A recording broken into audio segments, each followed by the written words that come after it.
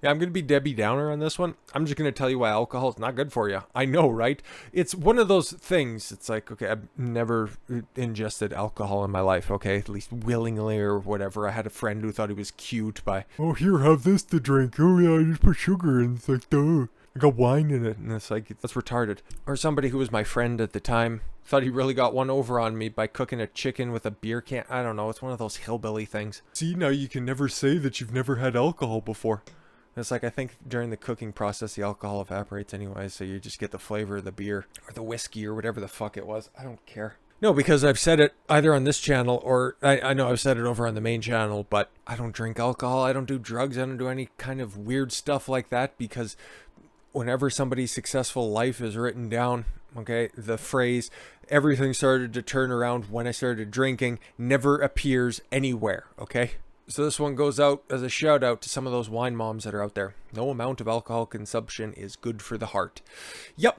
Oh, it's like, I just drink the red wine because it's good for your heart. Okay, I drink in moderation. Well, guess what? There's no tangible use for it. Sucks to suck. No amount of alcohol consumption, not even a moderate amount, is good for the heart. The World Heart Federation. Oh, hell yeah, the old World Heart Federation. In the new policy brief titled The Impact of Alcohol Consumption on Cardiovascular Health, Myths and Measures, WHF, pushing back on the widespread belief that drinking a daily glass of wine may be beneficial. The non-governmental organization, which is based in Geneva, Switzerland, is calling for urgent action to be taken to tackle what it says is the unprecedented rise in alcohol-related deaths and disabilities worldwide.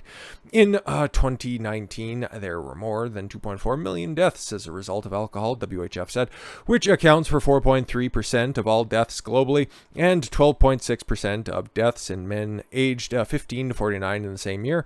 More than 92 million dailies, disability-adjusted life years, were caused due to alcohol the same year. Yep. And again, I just use it to relax. I just drink socially, bro. Yeah, get your life in order. The evidence is clear. Any level of alcohol consumption can lead to a loss of healthy life, the organization said. Studies have shown that even small amounts of alcohol can increase a person's risk of cardiovascular disease, including coronary disease, stroke, heart failure, hypertensive heart disease, cardiomyopathy, atrial fibrillation, and aneurysm. Oh, but it doesn't cause myocarditis. I hear that that's a good thing that's out there, right? Safe and effective. Studies that claim otherwise are based on purely observational research, which fails to account for other factors such as pre-existing conditions and a history of alcoholism in those considered to be abstinent. To date, no reliable correlation has been found between moderate alcohol consumption and a lower risk of heart disease, as well as the reported health risks associated with drinking any amount of alcohol. WHF is working with the World Health Organization. Okay, you're starting to lose me. As warned in the high economic and social costs it can have. The increased financial costs to the health system, productivity loss, and increased risk of violence, homelessness, and criminal activity, among others. Yet the WHO doesn't care about that. Alcohol has a greater impact. How does it affect women specifically than the WHO might care? Anyways, back to this.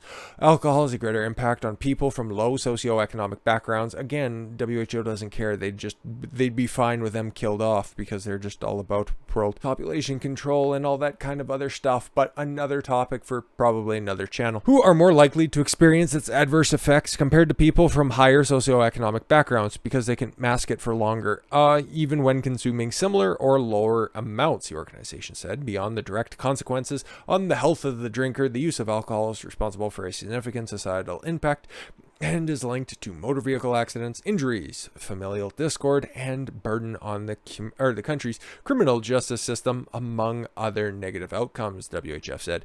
Children with parents who suffer from alcohol addiction have also been shown to exhibit higher rates of alcoholism in their lifespan. It's generational. Yup. Like, I mean, if you're really trying to keep your health and safety in check, okay, wearing a mask, wearing a face shield, but you're buying a whole bunch of 40s. I mean, come on now. WHO has called for a 10% relative reduction to the per capita use of alcohol between 2013 and 2030. Call for 10% reduction. What is that going to do? That's ridiculous. but said that the lack of investment in proven alcohol control strategies, as well as misinformation about the alcohol industry, has hindered progress towards that goal. Or advocating stumping for lockdowns for a very long time that led to higher rates of alcoholism and drug abuse. But no, we don't want to talk about that at all whatsoever. Portrayal of alcohol as necessary for a vibrant social life has diverted attention from the harms of alcohol abuse as have the frequent and widely publicized claims that moderate drinking, such as a glass of red wine a day, can offer protection against cardiovascular disease, said Monica Aurora, member of the WHF Advocacy Committee and co-author of the brief. These claims are at best misinformed, and at worst an attempt by the alcohol industry to mislead the public about the dangers of a product. What are you telling me, that maybe an industry might be stumping for their own policies in order to turn a quick buck for themselves? When have we seen that before? Would you like to display all of your findings in a pyramid? I don't know why. However, not everybody agreed with the WHF's stance on alcohol consumption. Of course not. Of course not. They're just experts on alcohol use and its effect on its body. So what does David Spiegelhalter, the Winston Professor of Public Understanding of Risk at the University of Cambridge, interesting, noted that in one study on the risk of alcohol, which cited heavily by the WHF in the brief, had been misrepresented. Spiegelhalter told CNN, got the WHO and CNN and advocates in the same article. I don't like this anymore. Seriously misrepresents and selectively reports their findings on the study, which is published in The Lancet on, not The Lancet. Wow. Given the WHF reports references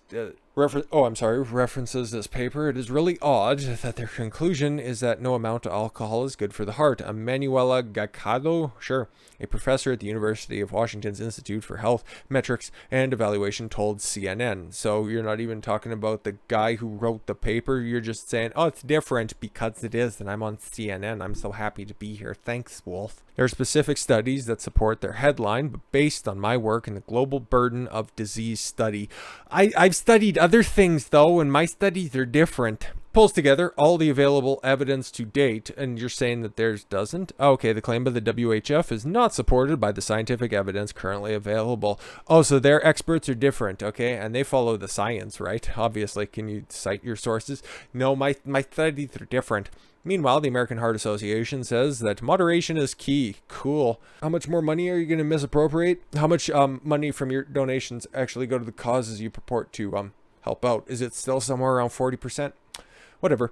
When it comes to alcohol, which is defined as roughly 1 to 2 drinks per day. Wow, for men, and 1 drink per day for women. Yeah, and you take a look at different recovery groups out there, and they would tell you that drinking every single day, even if that is moderation, is disordered drinking and would be a problem. But hey, whatever. I'm sure Budweiser pays you a lot for your input at the AHA. Nothing messed up by these big corporations who just funnel and transfer billions and billions of dollars to the healthcare industry, who, if they ended up solving any of the problems that they purport to help and research and find out different treatments and solutions and cures for, it's not like if they didn't exist anymore, there wouldn't be a bunch of cushy jobs for a bunch of corrupt people out there to staff. But if you ever wonder why we're not going to figure out how to stop heart attack, stroke, or cancer, there you go. There's just answers for that. So I don't know, man. Looks like one side of the thing has actually has science on there, and the other one has a CNN talking head. So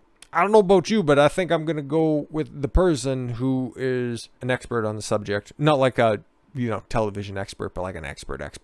With that said, thank you all very much for the gift of your time. I've been Don Consuelo. Why don't you follow your gut and get after it. Take care, everyone.